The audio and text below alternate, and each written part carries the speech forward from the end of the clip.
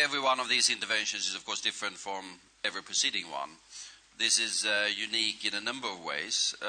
It is unique in the sense that it has a very clear mandate of the UN Security Council. You have to go back to, the Afghanistan, of course, 2001 had a very clear mandate from the Security Council. Gulf War, 1991, but that was not really of the same category. But a couple of others have been sort of more fussy from the point of view of international legality. Here the mandate is clear-cut from the Security Council. It is, and the reason why that came about is, of course, as we discussed previously here, the fact that the Arab League came out very strongly. It is not only sort of Western powers from afar deciding something in capitals far away. It is them answering a call from the region itself and then getting that supported by the highest body in terms of international legality, the UN Security Council. From that point of view, this is an easy operation. From every other point of view, it's a very complex one because there were no, not that I'm prior to the secrets of NATO Operational Command, but I would be exceedingly surprised if the number of operational plans that are there in military headquarters included a campaign in Libya. We are in uncharted territory to a very large extent, both concerning the politics and the military part of the operation. But as to the legalities and the political imperative, one of the most clear-cut cases we've ever had. And Mr. Ignatius, the United States had quite an interesting position. They weren't really very adamant to go in. Then they said that they did not have the major role, that the major role for the French and the British. How do you assess today the involvement and the role of the United States in this operation? I should say first why I, a journalist, am sitting in a seat that was originally to go to a U.S. policymaker who is very much more the sort of person who should be addressing this. As you may know, if you consult American television schedules carefully on all of our Sunday morning talk shows, which are a big deal in the U.S., you'll find the names of the two principals, Secretary of Defense Bob Gates and Secretary of State Hillary Clinton, who are going to appear on each show consecutively. That's unusual, and it illustrates a decision in the administration to speak with one voice, one line, and everybody gets the same. And so I think that they decided, since Secretary Gates and Clinton couldn't be here this morning, that they would allow you to speak. Well, not allow me to speak. that they would leave the place empty, and so it had to be filled. So here I am. It's obvious that the U.S. was initially a reluctant participant in this coalition. In the early days of the Gaddafi campaign against the rebels, President Obama was sharply criticized at home for not speaking forcefully, for not even addressing Gaddafi by name. But why? Because in those first days, there was a fear that there were so many Americans who were in Libya that they were, and there was so little protection for the U.S. Embassy in Tripoli, that they were potentially hostages. So there was a very low-key response at first. Then the response got stronger. Excuse me, they were the same in Tunisia and in Egypt. I mean, there are Americans there. I think the reasons when Gaddafi used military force against the rebels, which obviously is something that Mubarak didn't really do in Egypt, it presented a different set of challenges.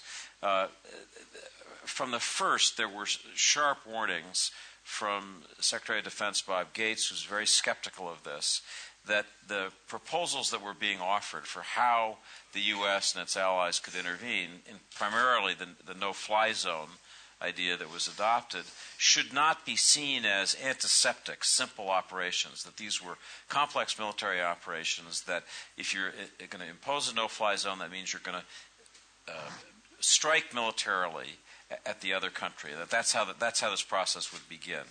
And he made that case strongly, unusually strongly, for a defense secretary. And there was a very lively debate within the administration with President Obama, who's really wanted to have to step back from this process, who's wanted to keep the U.S. to the extent out of the narrative, as he likes to say, being pulled more and more towards an intervention. And I think at the end of the day, there was a feeling that something like Srebrenica, some really potentially disastrous attack on civilians, was ahead, and that unless the U.S. moved, having waited so long, unless the U.S. moved, that disaster might happen. And then the question would be, why did you do nothing? Why did you sit on your hands? And so a reluctant president, a reluctant Secretary of Defense, I think Secretary of State Clinton was more enthusiastic early on this, came to support the UN mandate. Secretary Gates told me that had the Arab League not taken the action that it did, so that there was a broad cover, almost a request from the Arabs, we need you, come in and help us, the U.S. would not have taken the position it did. Once it did, in the first week of the war, it seemed like a U.S. war. And I think that upset people at home. I know it upset people in the Arab world. I was just in Cairo and heard young Egyptians who've been part of the Tahrir Square revolution basically saying, what is this? Is this another Iraq? What are you doing? So I think that created more confusion than the U.S. had wanted or expected. So did this make, Mr. Lambsdorff, this war a European and French war against Libya? Well, I think this is clearly an initiative of the French to really move out ahead of the rest. What we've seen in terms of the initiative to recognize the Transitional National Council in Benghazi without consulting really anyone among the member states of the European Union or anybody else, including, by the way, certain parts of the French government. And then this determination by President Sarkozy to define this as a military campaign as well, prior to the European Council. Everybody was surprised by that. But you have to give it to the French, and you have to give it to President Sarkozy. If you look at the resolution 1973, it contains most of what he had asked for prior to that European Council. But because what we're seeing there is a mandate that is much broader than is commonly understood. It's not only a no-fly zone, it's actually a no-drive zone. I mean, we see, European fighter aircraft and Arab fighter aircraft attacking tanks. Tanks don't fly. So they are there to protect civilians, and the mandate is broad. It includes, by the way, everything except occupational forces. So I think that even ground forces are authorized by 1973 as long as they are not occupation forces staying for good with the intention of really occupying the territory. That mandate of 1973 is a lot broader, and the French obtained that. I think it is now being fought under the leadership, really, of the French. And I think what's required is really sort of the stamina that you need. I mean, you have to finish this mission. The big question, I believe, is, the really big question that they have to answer in Paris is the stamina there to really see this through? Because what we're seeing now, the reconquest of the two cities yesterday, is still 600-800 kilometers from Tripolis. And this is a long thing. It's like the Tour de France, in a way. It takes a lot of stages, it takes a lot of stamina, it may even take some doping. We'll try that then. Have to call on Gaddafi. But does 1973 allow ground forces? I understood that not. It's a bad of a definition, but I don't think there's any government, Western, that is European or American, that contemplates putting soldiers on the ground for fighting. Because I do think that then we will really lose the support of the Arab allies. And critical to the credibility of this air campaign, and air campaigns are very complicated business. I mean, mind you, we have fighters based then in far away, 1,000 kilometers away. They have to fly in, take quite some time to fly in. They have to try to maneuver around there in the air and try to find some tanks to strike. Preferably the right tank, at the right time, at the right place. And that is exceedingly complicated operation. Can easily go wrong.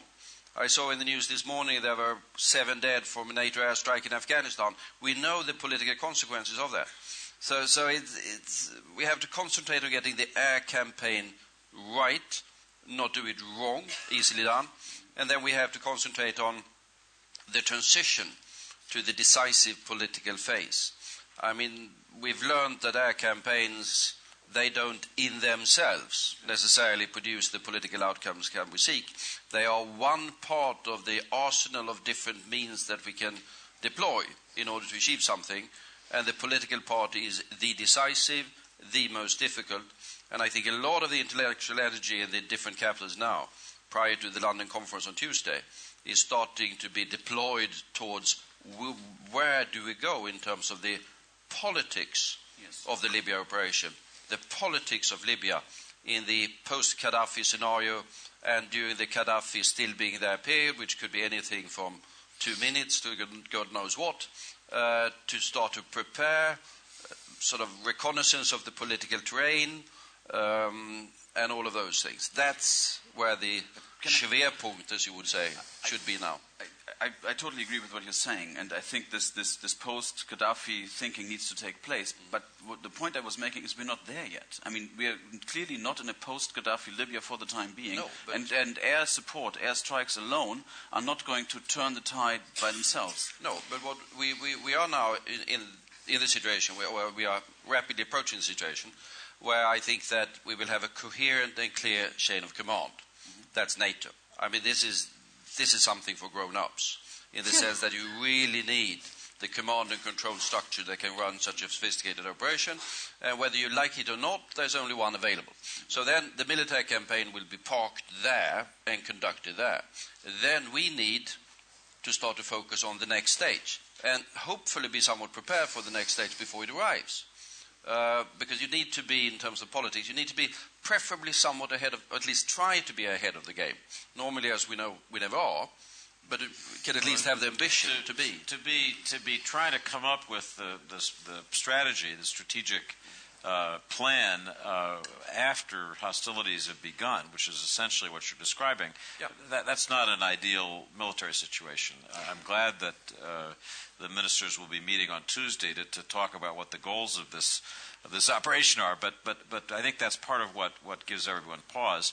As I look at the map after this first week of military action, what I see is the beginnings of a stalemate. The Libyan government has pulled back from Ajbaya, the city that the rebels took yesterday. First sign of success of the air campaign, but my own guess would be that we're entering a period not of deeper military action so much as attempts to broker some change of government in which you would end up with, I would guess, some kind of transitional coalition that included elements that were seen as acceptable in the Gaddafi regime, conceivably even a member of Gaddafi's family, plus elements of the rebels. And that there'd be an effort, for the next several weeks to make that work. If that doesn't work, then you're really confronted with a much more difficult problem. Then it's going to take military force to get this dug-in government out. It would take a lot more military force than I think anybody has contemplated so far. But right now, I think you'd be seeing jockeying and bargaining behind the scenes to try to get that coalition. But is the goal today to topple Gaddafi? Well, that's the beginning of it. But nobody's saying it outright. Well, everyone is saying it outright. It's been said by some of the Western political leaders. It's not in the UN Security Council resolution, because that is not what the UN Security Council resolutions normally says. But it's very difficult to see that any of the objectives that are spelled out there are achievable with Gaddafi still there. And there have been sort of clear-cut statements by everyone. But still, that's only the beginning of the next phase. Because what we want is the protection of the civilians, it says. If Gaddafi disappears, it does not necessarily mean that this turns into Belgium or whatever immediately. Or whatever ideal you might have in life. might actually turn into Belgium, but... let's take Sweden. Okay, yeah, let's say. So that's really because what we are dealing with here, and I can't claim to be an expert in Libyan history, but it's always useful to read an amount of history of the countries that you are dealing with. This is a country with an exceedingly thin history in terms of nationhood and in terms of state. I mean, it was really created by the Italians when they decided they needed a colony. And they took two Turkish provinces of Cyrenaica and Tripolitania and added Fezzan, which is interior, and said, this is Libya. They had to deploy forces for 20 years in order to convince the Libyans that they were Libyans. And even so, the two provinces, Cyrenaica and Tripolitania, was governed separately, more or less, nearly up until independence then in 1951. If you go back, you find that they had separate stamps, for example, under this sort of Libya heading that was there. And it's only really during sort of the oil and the Gaddafi period that the thing has started to come together. But now it's breaking apart to bring it together again, because we have a very clear interest in the territorial integrity of Libya. I don't think anyone contemplates breaking up the country, but there might well be those contemplating that in Libya itself. But when we're talking about diplomatic, Mr. Ignatius talked about the possibility of having somebody from the family of Gaddafi. I mean, isn't it shocking for the people of Libya and for the public opinions in the West? I mean, what changes does that bring if they were all together doing exactly the same thing and agreeing on the methods? I fully agree. From the point of view of public opinion, Gaddafi is sort of an icon of evil. In Berlin, it was the Lebel assassination that happened. There was Lockerbie. The man represents something that everybody understands to be evil, even in Europe, where we don't usually use these categories, as liberally as in other places. So to have a negotiated arrangement with Mr. Gaddafi or his stooges in place is going to be extremely difficult. I'm not so sure, and we've had this morning debate where somebody made the point about the cost of leaving office. The cost of leaving office for Mr. Gaddafi, now that the ICC has been brought in, is extremely high. It may even be his life. It may be spending the rest of his life behind bars, like Mr. Milosevic. And this is a cost that is so high that it's very difficult to see how one of these behind-the-scenes deals can take place without him. So what we would have to hope for is to find, as David just said, a kind of arrangement where you would have sort of l'ancien regime a little bit, the new forces, getting together and agreeing to oust really the worst offenders, including Mr. Gaddafi himself, and sacrificing them. Now, in a society that has strong tribal elements, I'm not saying they are all dominant, but they are still there, they exist. This is a very difficult thing to ask of a political system where these loyalties are really the primary mover, the primary root of loyalty and solidarity. Now, the million-dollar question, I don't know who's courageous enough to answer it. What is going to happen now? Where are we heading? We'll start with you, Mr. Bildt. Well, at the moment we're heading to London. That's the easy answer from the foreign minister point of view. There will be two meetings in London on Tuesday. One is sort of the broader political coalition, where I think the critical element is to bring in the United Nations. I mean, you should not forget that in the Security Council resolution there is a special envoy or personal envoy or whatever it is of the Secretary General. There is the mention of the Peace and Security Committee of the African Union, and they did have a meeting the other day, and they do have contacts in both Tripoli and Benghazi. So the African Union will be there, the United Nations will be there, the Arab League will be there, and then all of the countries that we are discussing here, to look at the politics of it in the main meeting. Then there will be a separate meeting to look at more the military operation. But I think you will see from London onwards the sort of the intellectual shift in the Western world, going from the military campaign that is ongoing to the complexities of the, let's call it the diplomatic or political campaign.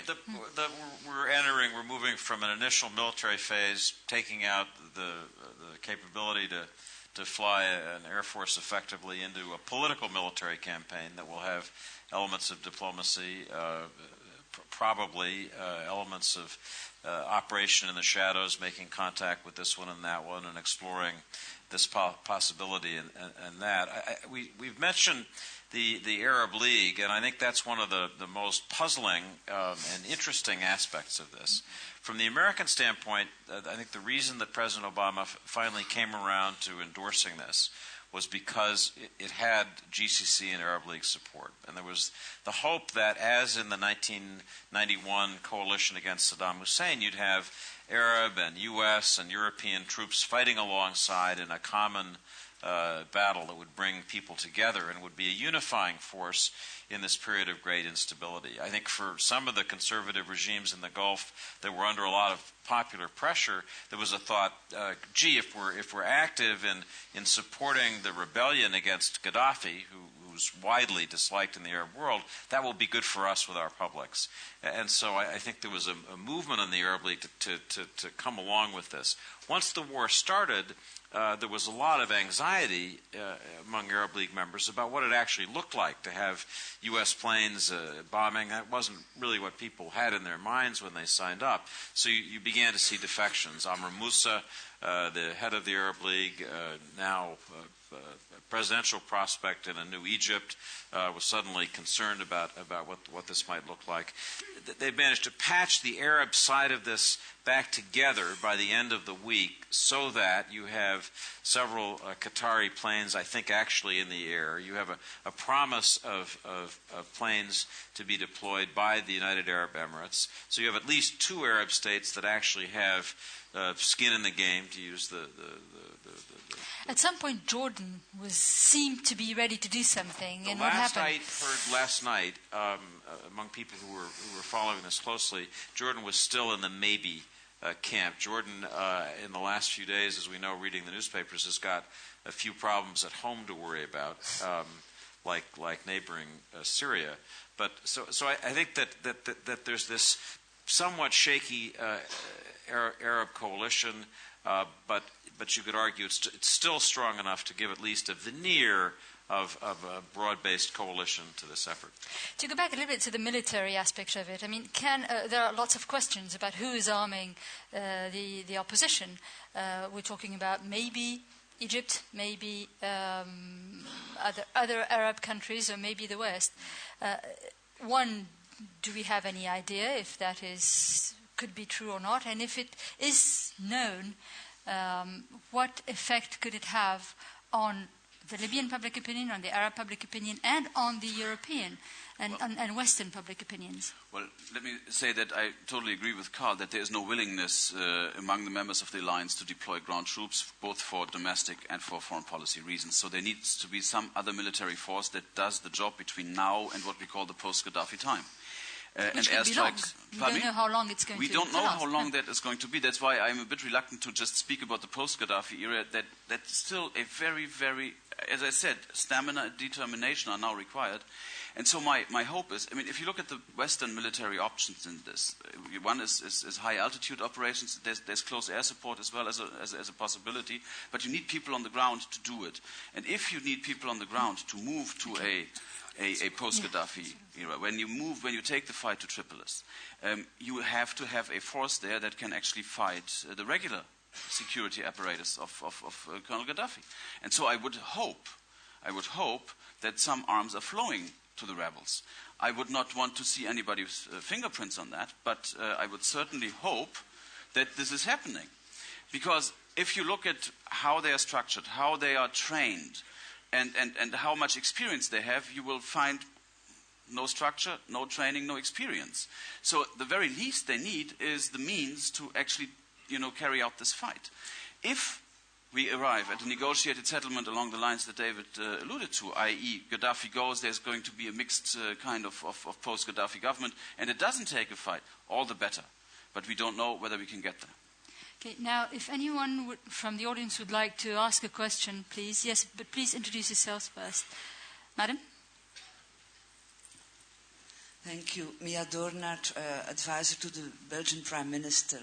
I'd like to say that, if need be, that there is absolutely no plan to give house room to Mr. Gaddafi in Belgium. The two questions. It has been said, I don't remember by which American, that if there is a civil war somewhere, and what we have in Libya is starting to look like that, don't intervene, but if you intervene, choose your side and see that your side wins. So who is our side in Libya? Because what we have is a large anti-Gaddafi coalition, which we had, for instance, in Iran against the Shah, and we see what has come out of that. So who is our side in Libya? And then secondly, what do we do to make them win? It's been said that we do not want boots on the ground, but as Mr. van Lambsdorff said, then you need other people to do the fighting. And Srebrenica was mentioned, but Srebrenica took place under no-fly zone and with so-called peace troops on the ground. So Srebrenica in Libya is still possible unless you have people who can prevent that aren't on the ground. So my question is, who is our side? And indeed, what do we do to see to it that they win? Well, let me just start off with a brief, obvious comment, which is that one of the things that's going on now is an effort to understand who is our side. That is to say, to make contact with the rebel leaders, to understand who they are, to understand what they want. You could argue it's late in the game for doing that, but Secretary of State Clinton met with, I think his name is Mahmoud Jibril, who's now advertised as the interim prime minister for this rebel coalition. But from everything that I've heard from U.S. officials who've been involved in this process, it is a very loose rebel group. It's not a group in which strong leadership, strong command and control. I mean, there was talk about supplying weapons to the rebels as if this is a unified force that you could have that kind of liaison with. And I think part of the problem is that it isn't. And that's one reason why some kind of coalition that brings together acceptable elements of the government, some former ministers. One of the rebels is a former, I think, Minister of Justice. He's somebody who people think, since he left in protest of the regime, that he might be acceptable. But that's really the problem, is who are the rebels, and they're trying to find out right now. Yes, Mr. Bildt, you wanted to say something? No. Is Roddy going to have a... No. No, I mean, two comments on sides. I think we have been, most of us, rather careful not to say it's that group or that group or that group. And that is also based first on the recognition that the amount of knowledge that we have of the structures that are there beneath, on the side of Gaddafi in Libyan society, is limited. Secondly, based on the fact that we do have some experience from previous conflicts. And I think we've learned that if you don't also bring in elements of the losing side, after ending the conflict, the losing side might come back. I mean, the Baathists in Iraq, the Taliban's in Afghanistan. So what is needed after the end, as part of the political strategy, I think, is a sort of a Bonn plus conference. Bonn was after Afghanistan, but plus, it must be more broadly based. And accordingly, that's why I say reconnaissance of the political landscape is a priority. Second remark on supplying weapons. First, there's an arms embargo. So if we talk about the Security Council resolution, we have to read the Security Council resolution. That's a good start. But secondly, they don't like arms. They like training. I mean, arms without training is useless. They got a Scud unit in Benghazi controlled by the rebels. But a Scud is a piece of metal if you can't use it. That is what sophisticated weapons are. They require skilled people with training. If you don't have that, you are lost. Thank you. Is there another question? Sorry. Yeah, Kutubev from the European Parliament. What is quite appalling is to see that all these dictators are making the same mistakes. You see it in Tunisia and Egypt, Bahrain, Yemen, and so on. And now we see it again in Syria. But I think it's even more appalling is that the reaction of the European Union and the US is also every time the same. Is it too soft and too late? So what we see now happening in Syria, my question is, what have we learned from Libya and the fact that thanks to France we have indeed avoided a great massacre? What have we learned from Libya to do now in Syria and to avoid the exact same scenario? Thank you. That for European. Thank you, Kurt. This is a European Parliament. No, I think there's two lessons that we've learned, and I don't know whether they're going to yield a satisfactory result. One is that with all the structures that we've put in place and for the External Action Service, for European foreign policy to be more unified, etc., what we've seen in the case of Libya is that with Italian interests and German reluctance, it was France who had to take the lead. It was a nationally led thing, really to create the momentum. Now the Council put itself behind the resolution, we know all that, but still at the end of the day it was a thing led by Paris. So I would not count, and I'm saying this clearly, sadly, I would not count on European Union structures to actually deal with a situation like Syria. I think the obvious national lead on Syria needs to come from Turkey. Turkey is the neighbor, the neighboring country. Turkey has a zero problems doctrine with its neighbors. I think you cannot have zero problems with a neighbor that's treating its population the way the Syrians are currently treating their democracy movement. So I would want to see some initiative coming from Ankara. This is a dilemma for Turkey. I mean, let's be very clear, because the zero problems were with the current regime. Now, to find a way to support the democratic forces in Syria without completely alienating Assad and the Ba'ath Party is going to be very, very tricky. But what I would say that for the time being, and as I said again, I'm not happy about this at all, is don't count on the European Union as such to deal with Syria. That's the lesson from Libya. Okay, thank you. Two other questions, sir. You wanted to ask? I just make one brief point about Syria. I think you're right that the closest neighbor, Turkey, Prime Minister Erdogan has an especially close relationship with Bashar Assad, and Assad sees Turkey as his strategic depth. Let's imagine a situation in several weeks in which you have 10,000 demonstrators in Latakia in the north, or in Hama, a city that was the stronghold of the Muslim Brotherhood, who were cornered by Syrian troops, who were in danger of being massacred on the scale that we saw in Hama in 1982. What does the international community do then? Have we created, with this half-in, half-out military interventions sanctioned by the UN in Libya, a doctrine that we will come to the aid of future victims of Srebrenica-like massacres? Because this process is rolling through the Arab world. And I really think there has been insufficient attention given to whether we're establishing a principle. And that's the issue to me that Syria raises, is, if that came next, would our response be conditioned by the vote we just took on Libya? Yes, please. Is this on? Yeah. Steve Larrabee, Rand.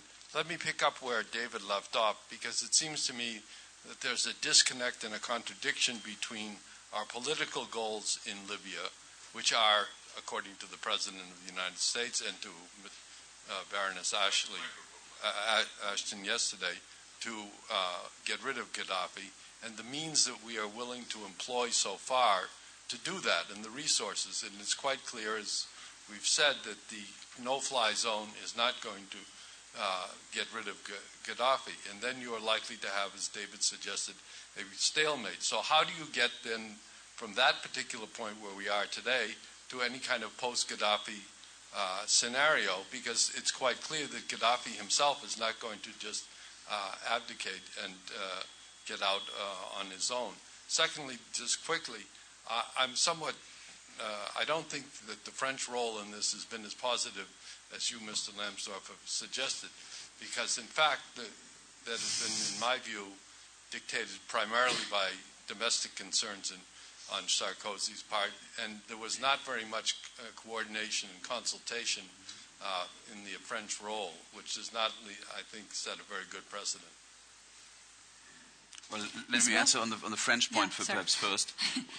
The motivation may not be pure, but the result is positive. I mean, that's what I would say. He's facing an election, he's facing dire polls, so, well, maybe domestic considerations did play a certain role.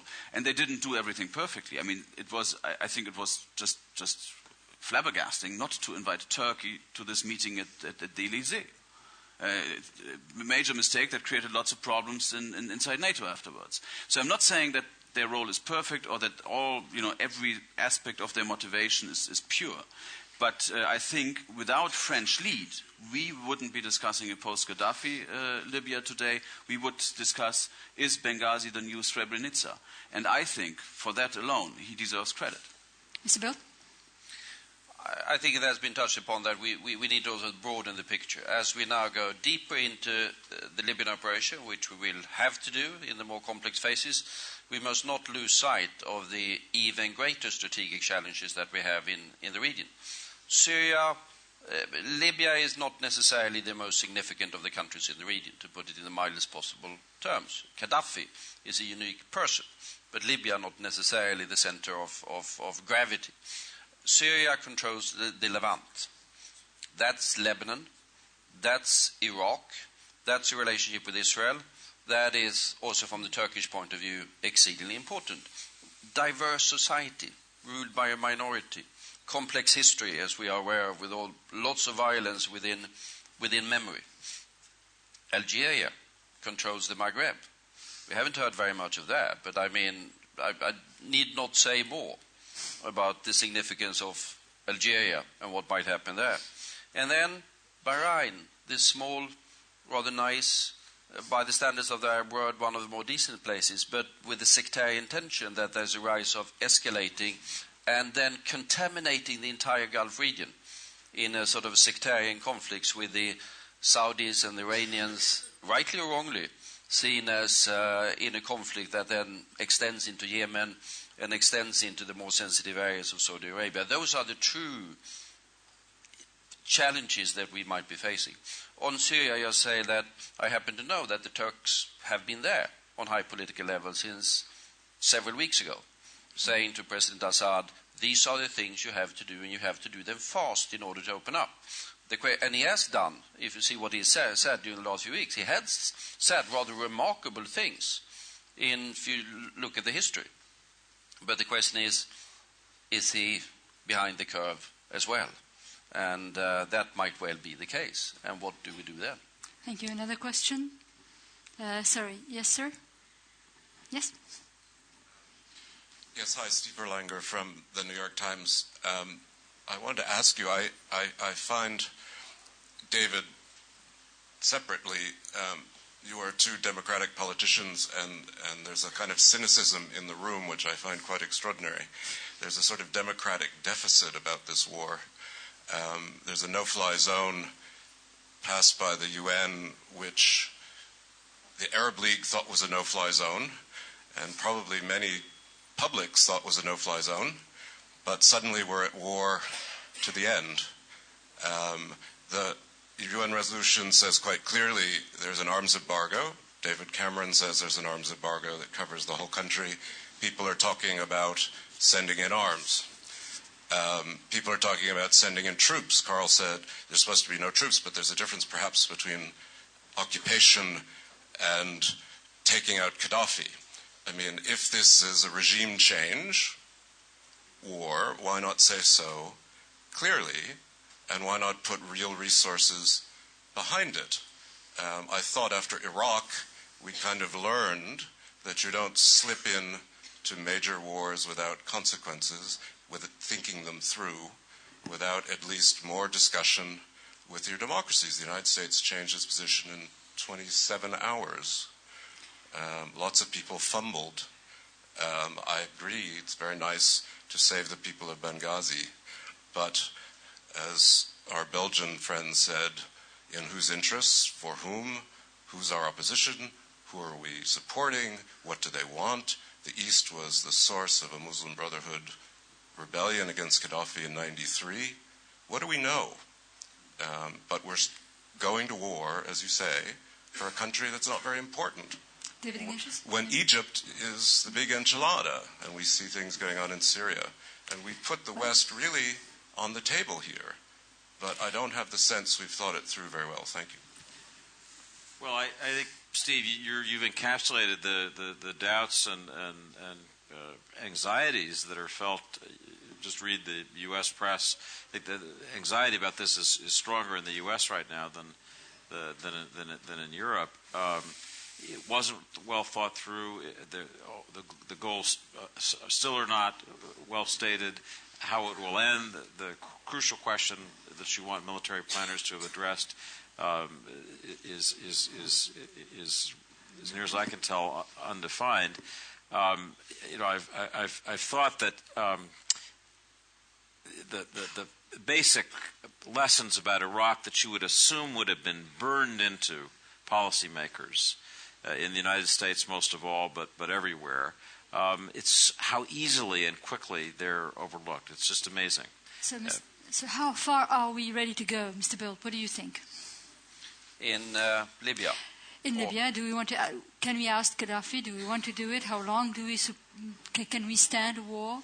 Well, we don't know, but there's an unpredictability to it. When the thing started, the rebellion against Gaddafi, I mean, we were sitting here, sort of EU foreign ministers. We were having a dinner, which was, I think, centered on other issues, but it got a Libya dimension fairly fast, and of course, most of us, including myself, operated the assumption that it would be over within 4 or 5 days. Because for us, Gaddafi was Gaddafi, rather bizarre character, to put it in the mildest possible form. So it was difficult to foresee that in this area of sort of massive Arab risings for values that we believe in, that he was going to survive. But what made you think 4 days? I mean, why 4 days? Well, that was the assumption. I have to say, in all honesty, that there were a couple of sort of foreign ministers around the table representing countries much closer to Libya and with a history of engagement who waved a warning finger and said, this is not going to be easy. There's a history to it. You have to be aware of things. But we believed it was going to be over. I think the same in the US. And then it was easy to say Gaddafi has to go immediately, because the belief was that he was going to go anyhow 2 days from there. And then we found ourselves in a situation where instead of leaving, he was actually on the verge of winning to a certain extent. Whether he would be able to conquer Benghazi or not, I think I leave that for the historians to decide. But then it was necessary to do something, and the Arab League thought the same. And I think the Arab League, very many of them, and I would agree with that, thought that also out of consideration for what was going to be the signal to the rest of the Arab world. If Gaddafi would have won, or we established some sort of control, the Arab Spring would have turned into the Arab Winter fairly fast, all over the place. Indeed. So it was a decision taken, not explicitly, but implicitly, as a signal to the wider region. Yes. And now we are where we are, and we need to complete it and make the transition to the post-Gaddafi scenario. Then exactly how that will be managed, we need to devote a lot of political attention to that. But as said, that must not be allowed to consume 100% of our energies, intellectual and otherwise, because there are lots of other places in the region where developments are going to be far more significant for the future than in Libya itself. We can take one more question, maybe two if they're very, very quick, please. Matthew Horn, I have a quick question. You know, we were in the Balkans together, Minister Bildt, and I look around and we see all these hot spots in the world. And my question is, you know, if you put 1973 aside, is Libya the new international legal paradigm, or is it sui generis? We have Syria, we have the Fifth Fleet in Bahrain. I mean, there's problems all over, but yet we chose Libya.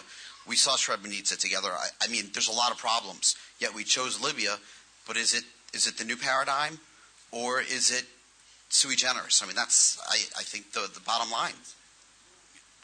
Okay. Yeah, well, maybe. Great. So we get the two together. Yes, there is a very serious risk of stalemate and partition, but I think that you underestimate the risk of a very serious humanitarian crisis, because we will have economic sanctions, freezing, interruption of supplies. And since we will have a very serious humanitarian crisis, we will be forced to go in the ground, in my view. Is your question a bit related? Okay, if we can get the third question in, and then we will wrap up with the last thoughts about what we have been saying so far. Jim Kunder, German Marshall Fund. What do you say to the double standard accusation? What's the difference between Libya and Yemen? Let me first start. The new paradigm, or sui generis. Legally speaking, it's quite remarkable how strongly this new norm of responsibility to protect has figured in the debates, including in the Security Council documents. So legally speaking, there may be a paradigmatic development, let's say. Sui generis, yes, because each and every one of these cases is by definition sui generis. Libya is a country, I mean, this is a very simple answer, but of course it is sui generis. And then Libya, what's the difference between Libya and Yemen? Libya is a lot closer to Europe. I mean, that is a very simple factor. It's a lot closer to Europe. It's strategically more important. Migration flows go through Libya. The oil issue is an issue. And as I said before, Gaddafi is, of course, he represents something that the German, the French, the Italian publics all understand to be something really undesirable, massively undesirable. To Steve's point earlier, I would say, if Gaddafi had regained control of Benghazi, what would we be discussing now? Number one. Number two, is there a status quo ante to which we can go back if Gaddafi stays on? It's going to be a very different status quo than the one we had before, after he had modified his political stance following 2004. So I think where we are now is where Steve Larrabee put us, the operational gap. The operational gap between our professed goals and the necessity of moving to the post-Gaddafi area. And this operational gap, this is where Carl and his colleagues have to close. This gap needs to be closed by the foreign ministers, by the governments of the states of the coalition. David Ignatius, and then the last word to Mr. Bildt. Well, I just would note on this question of whether this is sui generis or a new paradigm.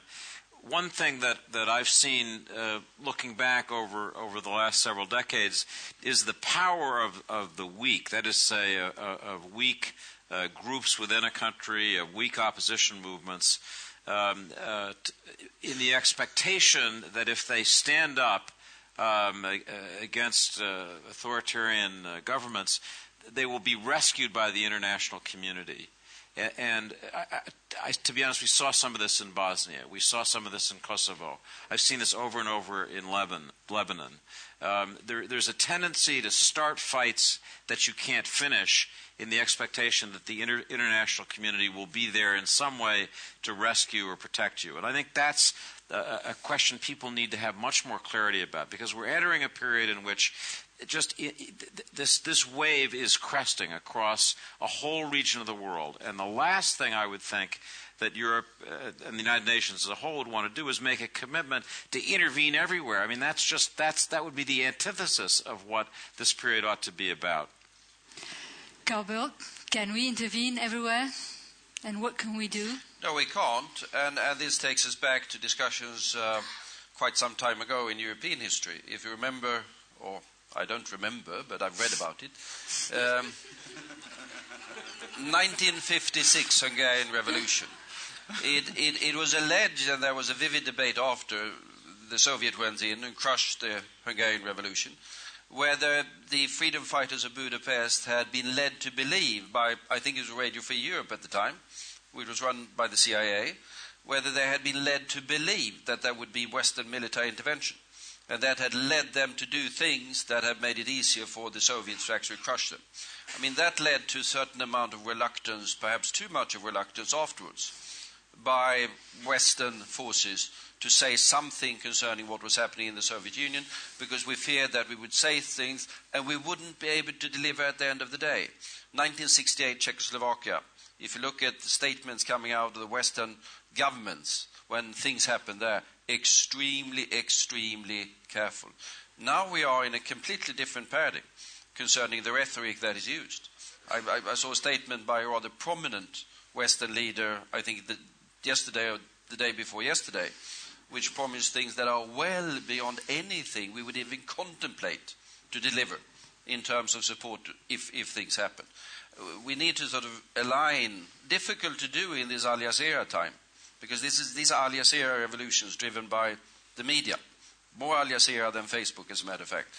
We need to sort of align what we say and what we do, and that is not entirely easy. Final remark from my side, I think Marta de Sou pointed something that is easily forgotten. There's a vast humanitarian crisis coming there.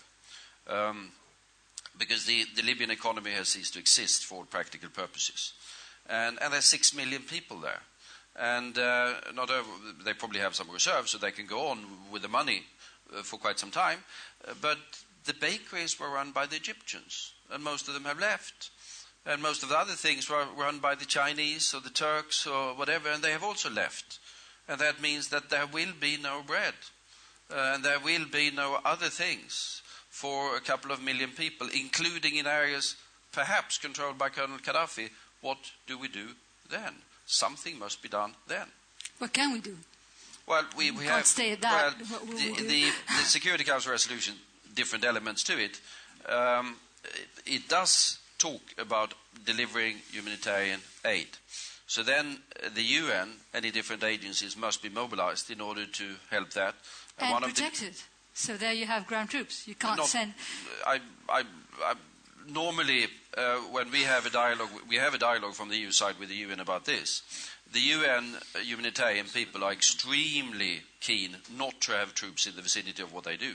They are sort of like the Red Cross. They want to go in and say, we are the UN and we are the Red Cross. We are not party to the conflict. We are the humanitarians. So I do think that the humanitarian operation will have to go in with sort of the neutral flag. That is the hallmark of humanitarian operations, be that the ICRC, or be that the UN, or be that with NGOs. But the politics of it might still be rather complicated. And try not to be killed. Well, thank you very much. Thanks, everybody. This was a very interesting conversation. And thank you. That was a terrific job of moderating. Thank you so much. It was a terrific discussion. We'll be back in 15 minutes to talk about Turkey.